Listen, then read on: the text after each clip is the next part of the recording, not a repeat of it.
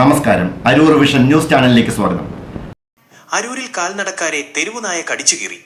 അരൂരിൽ പുതുവാരനാട് ക്ഷേത്രത്തിന് സമീപത്തായി കടയിലേക്ക് പോവുകയായിരുന്ന പാചക തൊഴിലാളിയായ 78-കാരനെയും മധ്യവയസ്കയെയുമാണ് യാതൊരു പ്രകോപനവുമില്ലാതെ കഴിഞ്ഞ ദിവസം തെരുവുനായ ആക്രമിച്ചത്.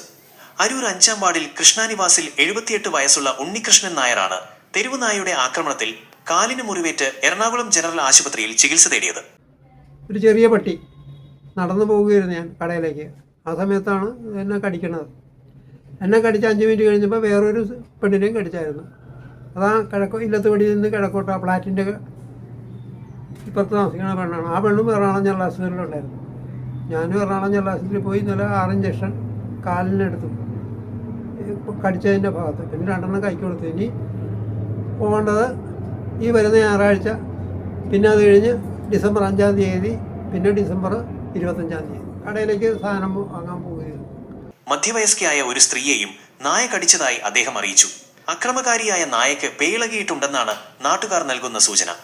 നായയുടെ ആക്രമണത്തിന് ശേഷം മുറിവേറ്റ ഇടങ്ങളിലും കൈകളിലും പ്രതിരോധ മരുന്ന് കുത്തിവെച്ച ശേഷം തൊഴിലെടുക്കാൻ നിവൃത്തിയില്ലാതെ വീട്ടിൽ വിശ്രമിക്കുകയാണ് ഉണ്ണികൃഷ്ണൻ നായർ.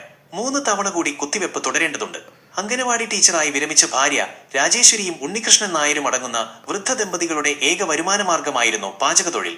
തൊഴിലെടുക്കാൻ നിർവാഹമില്ലാത്തതിനാൽ വരുമാനം നിലച്ച് വിഷമിക്കുകയാണ് ഈ കുടുംബം. അരൂർ പഞ്ചായത്ത് പ്രസിഡന്റ് വീട് സന്ദർശിച്ച് ആവശ്യമായ സഹായം വാഗ്ദാനം ചെയ്തിട്ടുണ്ടെന്ന് അദ്ദേഹം അറിയിച്ചു. ബന്ധപ്പെട്ട അധികൃതരുടെ സഹായമാണ് ഈ കുടുംബത്തിന്റെ പ്രതീക്ഷ.